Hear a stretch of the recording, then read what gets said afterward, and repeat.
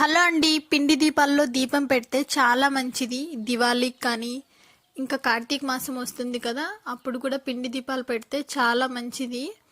నూనె కూడా ఎక్కువ పీల్చకుండా ఉంటాయి. ఎలానో చూసేద్దాం రండి. ఇలా 2 కప్పుల బియ్యం పిండిని 1 కప్పు గోధుమ పిండిని తీసుకొని బాగా కలుపుకోవాలి. 3 వంతులుగా చేసుకొని ఇలా 1 వంతు తీసుకొని ఫుడ్ కలర్ను వేసుకొని కలిపేసుకొని ముద్దలా చపాతీ ముద్దలా చేసుకోవాలి. ఇంకా ఇంకో వంతు భాగాన్ని కూడా తీసుకొని ఫుడ్ కలర్ ఏదో ఒక మీకు నచ్చిన కలర్ని వేసుకొని ఇలా కలిపేసుకొని పక్కన పెట్టేసుకోండి. ఇంకా వైట్ కలర్ అలానే ఉండిచ్చాను. ఇలా ఒక గెంటిని తీసుకొని అందులో బాల్స్ లాగా చేసుకొని ఇలా అయితే పెట్టుకోవాలి. నిమ్మకాయ పిండుకునేదాన్ని సెంటర్లో పెట్టుకొని ఇలా గట్టిగా ప్రెస్ చేసుకుంటే ఈ షేప్ అనేది వస్తుంది. ఇలా తీసేసుకొని పక్కన పెట్టేసుకోండి.